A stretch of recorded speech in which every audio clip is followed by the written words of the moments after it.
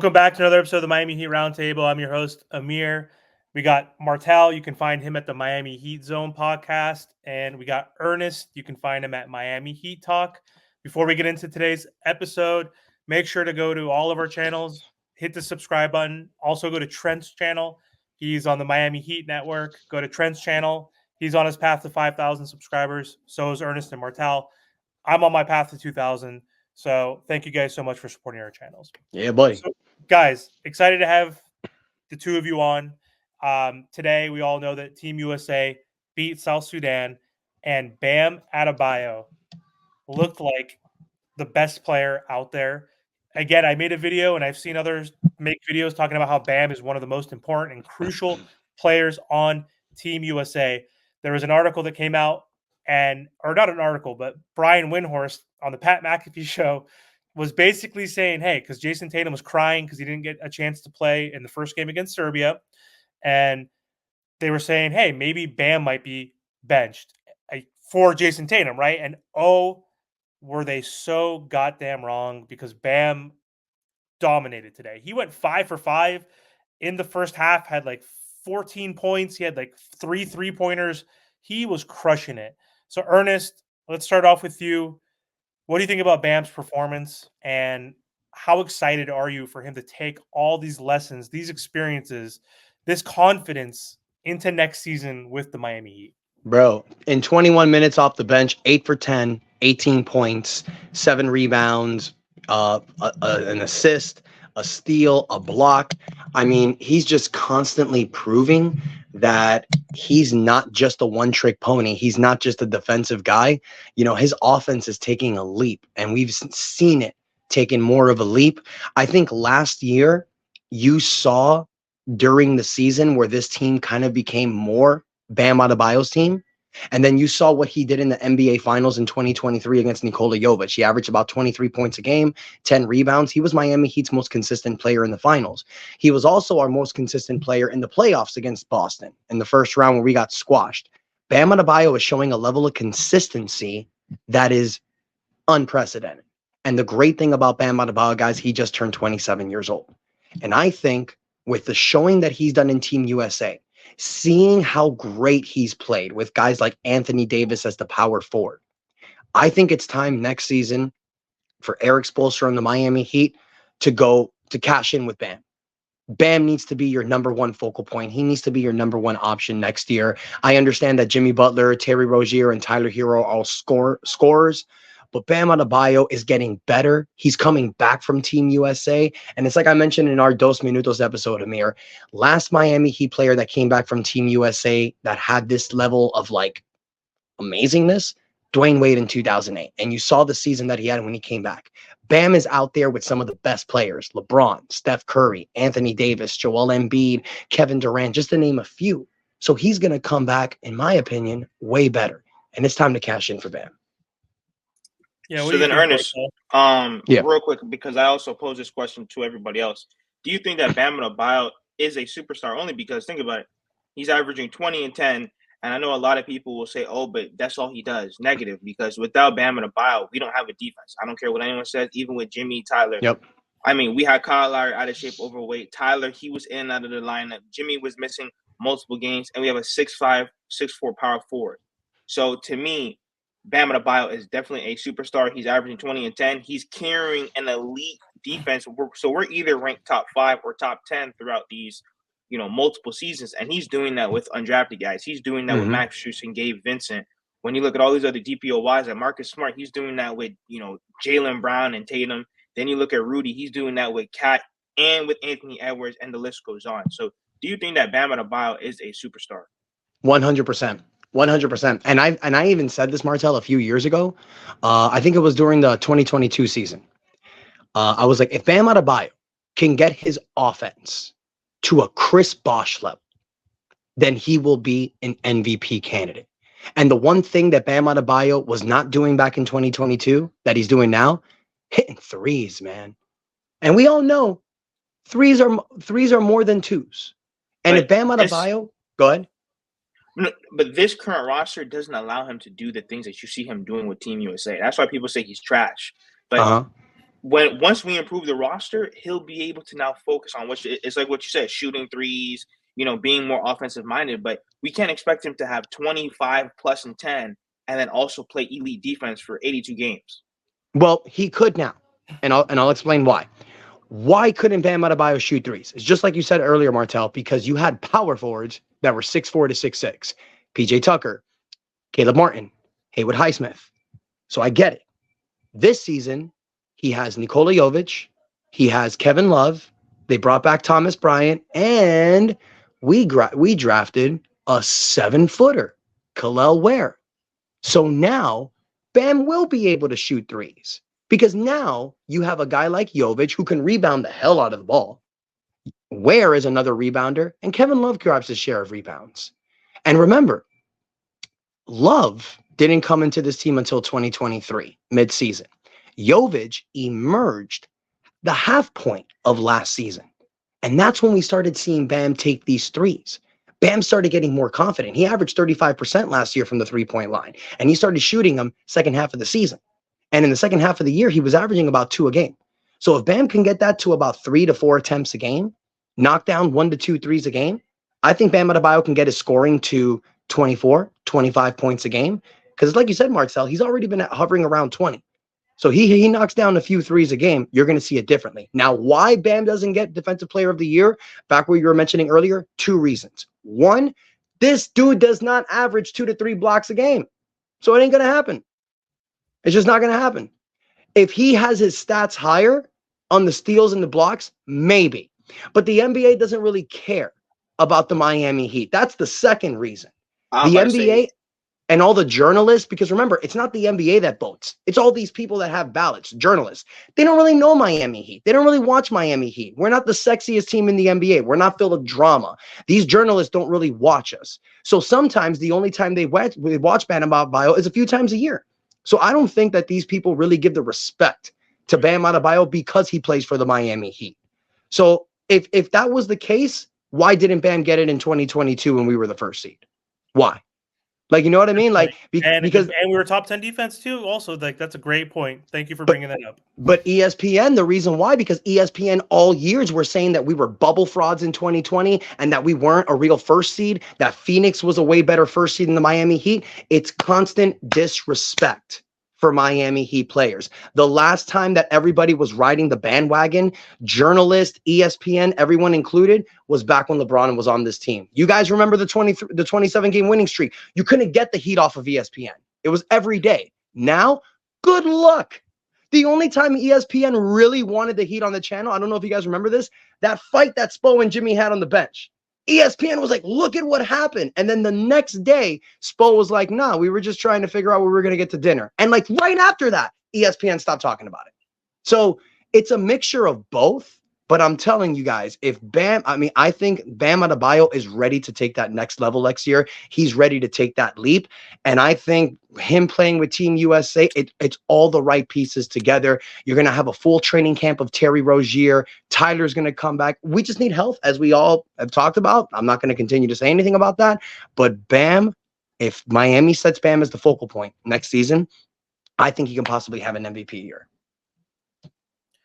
Yeah, I think he's going to grow for sure. I think he's definitely going to be more aggressive next season. I think Jimmy is going to pass that torch. It will be interesting to see, though, Jimmy, his effort during the regular season in this contract year, right? This will be the first time we're going to see Jimmy Butler in a contract year, but at this specific age, after he's been challenged by Pat Riley or whatever that quote was. But I think Jimmy has wanted to pass the baton, essentially, especially during the regular season. And when it comes to offense, I don't know how many more shots per game Bam is going to attempt. He's been averaging around 14 shots per game for the last 3 seasons.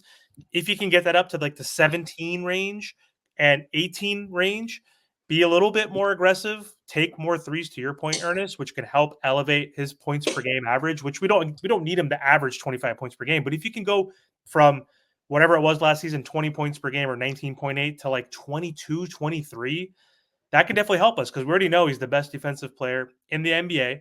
Facts. He's the best defensive anchor. He can help. He could 1 through 5. No one can guard 1 through 5. Unless your name is Giannis or Anthony Davis. There's 3 guys in the league that are that size that could do what Bam can do.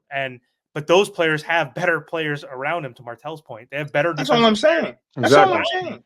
Jesus. Right? So I think Bam can take a leap next season because his confidence is growing. To your point, he's on Team USA once again. If he wins a goal, he's playing around these guys, becoming friends with Steph Curry's and the KDs of the world. Like, you are like the company you keep, right? Like, if you want to be successful, you got to be around successful people, and this will definitely help elevate Bam Adebayo. I think Jimmy's going to pass the torch inevitably because he's older, and he's going to say, hey, you carry us in the regular season. I'll try to play as much as I can and try to be Jimmy, hopefully, in a contract year. But Bam is going to have that torch passed to him, and it's going to be exciting to see him as our number one option. Not number one option on offense necessarily, but just like our number one captain, basically. So I'm excited for next season. I mean, look, the great thing about this team, and I said it in my episode earlier today, but it's not just Bam, it's not just Jimmy. You have multiple players that on any given night can drop 30 on you. Jimmy, Bam, Tyler, Terry Rozier. Let's not forget Jaime Jaquez. He's done it. Nikola Jovic, Kevin Love, Duncan Robinson, Alec Burks, Josh Richardson. We got a squad of players that on any given night, they can bust ass on you, bro. And then we got all these lower level players, these G League players, these undrafted players. You also drafted Kel'el Ware, Pelé Larson. You got Kashad Johnson. You got Josh Christopher. These are guys that are going to be able to help you come January, December, February, where things are just, you're in game 50 and you just got these soaring injuries. I think that this Miami Heat season can potentially be similar to 2022. Because in 2022, Jimmy and Bam both were hampered with injury, and we stayed as the first seed. But that's because we had a collective team together. A lot of those people played, and it was a cohesive unit. And when I look at this roster, this is probably the best lineup roster possible that we've had since the 2022 season. Because in 2023 and last year, I think a lot of us saw holes, especially in the power forward position. So all of us were like, okay, this team can do it, but you got this problem, and you got this problem. I feel this roster, when you look at it on paper, it's like, damn. I mean, besides not having a floor general point guard, I mean, I think, this is a well-rounded roster. Well, what are you expecting from Tyler Herro this upcoming season? Herro, he needs to come off the bench. He needs to accept his bench role. But we know that's not going to happen. So I'm saying, what are you expecting from him? Because, we obviously all want him traded, but that's not going to happen right now. No, I don't think so. I think that if Jimmy does, well, there you go. That's the word. That's all we need from him. Be consistent. Be like you were. And I mean, don't get hurt and be consistent. Those are the two things. Like I love saying this. He's consistently inconsistent. He'll have a game where he shoots 6 for 22, and then he'll come back and shoot 13 for 15. Like, he is hot and cold. We need you to be more consistent. Up your field goal percentage, right? Like, stop shooting 43, 44%. Shoot 46, 47%. Get to the free throw line. Stop taking such tough shots. Stop getting hurt, which, I mean, sometimes flukes, but sometimes it's like, hey, you need to just figure out to play a formula of basketball where you don't get hurt, which is that floater game, right? That's how he hurt his ankle. It's like, get to the cup. Try to be a better 3-level scorer. Take a little bit of contact. Sometimes taking the contact can prevent you from injury. He's too much of a finesse player, but he could have a good year. I don't know. Like, honestly, like, he could have a bounce. You want to call it a bounce back? That's whenever the Heat lose a game, right? The Heat call it a bounce back game, but he could have a bounce back year. He didn't have a bad year, but I just think he needs to be consistent and healthy. That's it. Health is the main thing. Health is the main thing. And I love what you said. Stop with those floaters. Floaters are so easy to get injured. And the thing is that he does it all the time. And I'm going to be honest with you guys. NBA players, they don't care. Like, if I know a player is going to throw these floaters all the time, I'm sure there's certain NBA players, and it's like, when this MFer comes to the paint one more time, I'm just going to extend my foot and just leave it there. Because whatever, screw this guy. Like, it's like you said, Amir, he needs to, in my opinion, needs to work out. He needs to build some muscle, get hit, get to the paint, get hit, and get to the free throw line. He's a 90% free throw shooter. Why is he not shooting more free throws? It's because he's settling with these floaters. And a lot of times they go in, but a lot of times they miss. So I think it's like you said, he needs to be more consistent. He needs to be healthy. But what we need, I don't know if you guys saw it. Jeff Teague had a recent episode on his 580, 590 Club, whatever it is. But he was talking about what Jimmy, like the idea that Jimmy had when he started on the team. He's like, okay, Wiggs is going to be our number 1 guy. Cat's going to be our number 2. I'm going to average around 18. Taj Gibson's going to get this. You're going to get this. I think Jimmy Butler, Bam Adebayo, Tyler Herro, and Terry Rozier, I think the 4 of them need to sit down and they need to get on the same page. It's like none of this hot potato. You go, me go. We need to know every night who we're relying on. It needs to be the number 1 option and then the 3 number 2s.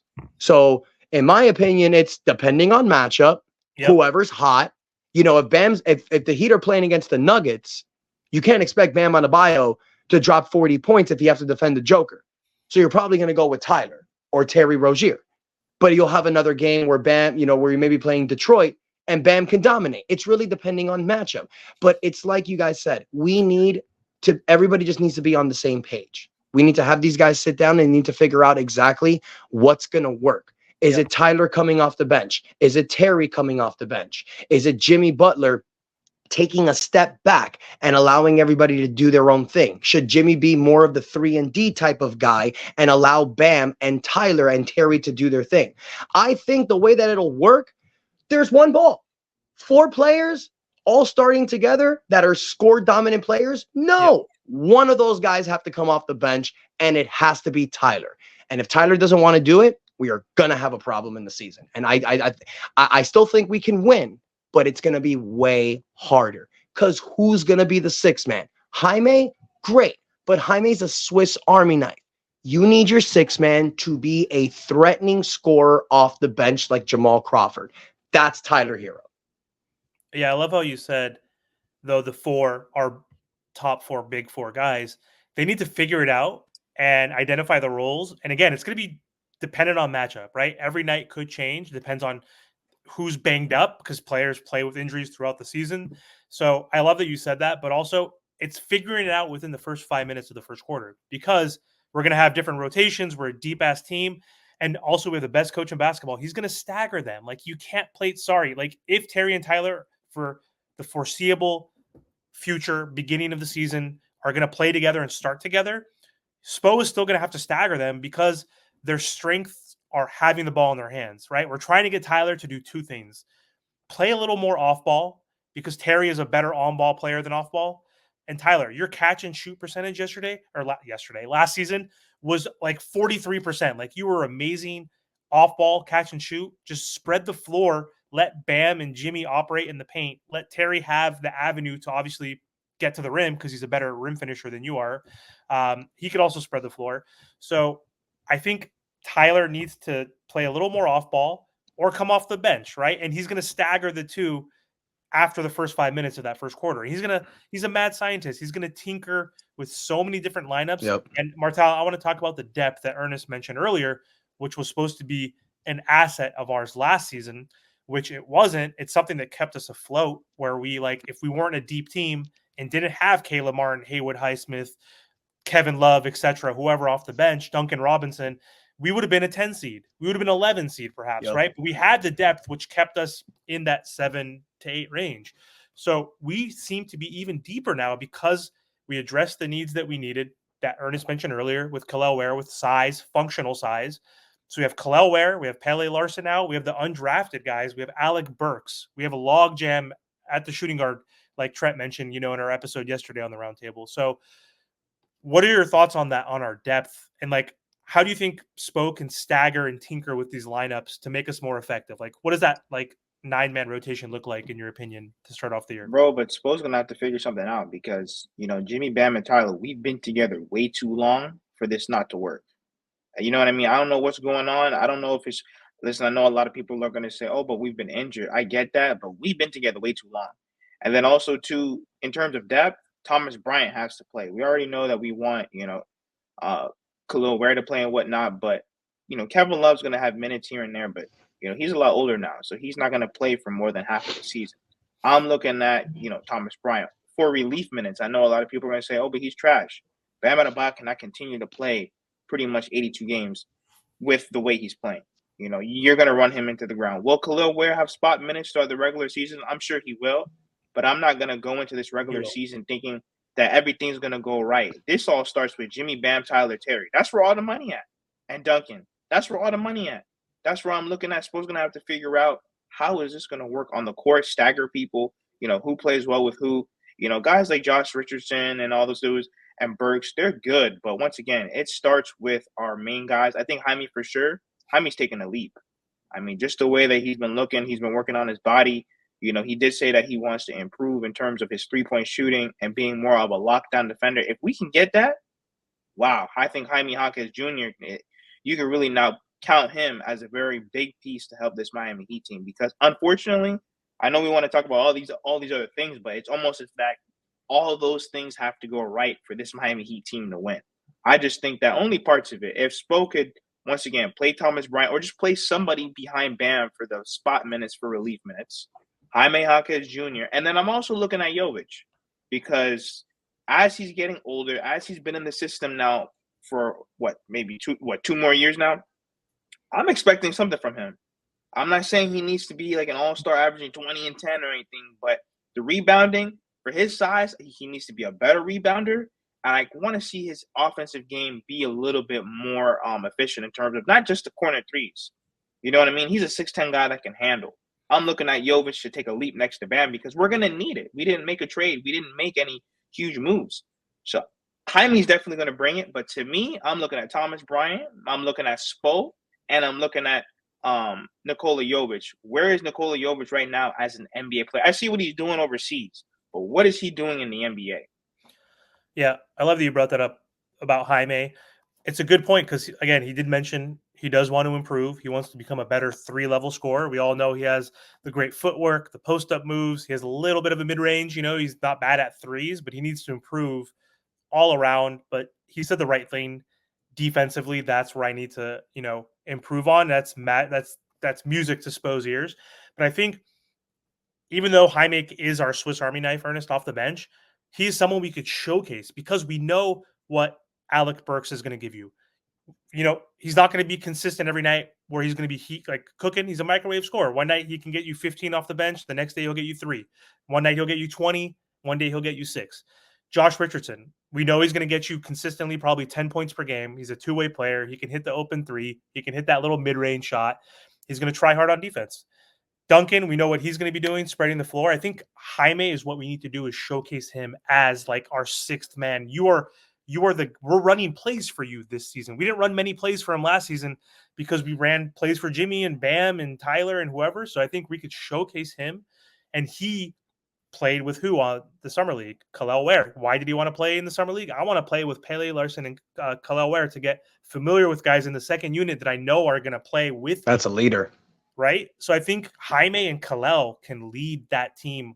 And then you have the filler spots with, Duncan's going to make a little bit, right? He could be kind of a de facto now point guard because he learned that skill set with Josh Richardson and Alec Burks, who can hit shots for you, play defense. And then to your point, Thomas Bryant probably will play more than Kevin Love because he's 26, right? He'll be your big guy bruiser down low. So I'm excited, guys. Terry's not off the hook either. I'm going to need him to cook this season. I'm going to need him to go off. I think he will because he's going to have a full training camp with this team. And it goes by what I say. I'm going to love this year because, look, you traded for Terry during the midseason, but now you're going to have a training camp. And now I think they're going to have to they're going to figure out, okay, this is what we can do. This is what works. You're trying to figure it out. Terry got traded. 2 games of the Terry's trade, Tyler gets hurt. Then Tyler comes back, Terry gets hurt. They never got that chance to acclimate. So why do I love the 2025 season? Really love it. It's the final year of this whole run it back mentality. So we're finally going to get our answer. But then also you're going to have this full flexibility. You're going to have a different team.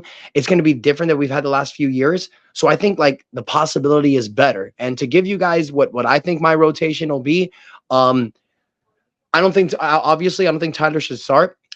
And we have a lot of options at the shooting guard. The shooting guard position, in my opinion, is where we have the biggest hole, not because we don't have players, but it's who's the right fit next to Terry Rozier. Is it Tyler Herro? We don't think so. Can it be Haywood Highsmith, like I've mentioned, a defensive-minded starting shooting guard who can space the floor with his three-point shot? Maybe it's Duncan Robinson because you guys were mentioning that, Tyler Herro, his spot and shooting is amazing, but he doesn't want to do it. That's what Duncan does, but he's also evolved his game with his passing ability. So now you'll have a starting lineup where you can even have Jovic control as point guard sometimes. Everybody can handle the ball. But then, to what your guys' point, maybe you can put Jaime as the starting shooting guard because he's working on his 3-point shot and he's working on his defense. I don't think that's the case. I like Jaime Jaquez coming off the bench with Tyler Herro. You have 2 guys that are 6 men, 2 guys that can give you 25 to 30 minutes and that can dominate the floor. You know Jimmy's not going to play 82. For every game that Jimmy missed, you plug Jaime in there. Yep. So I think you like a good starting rotation is screw it.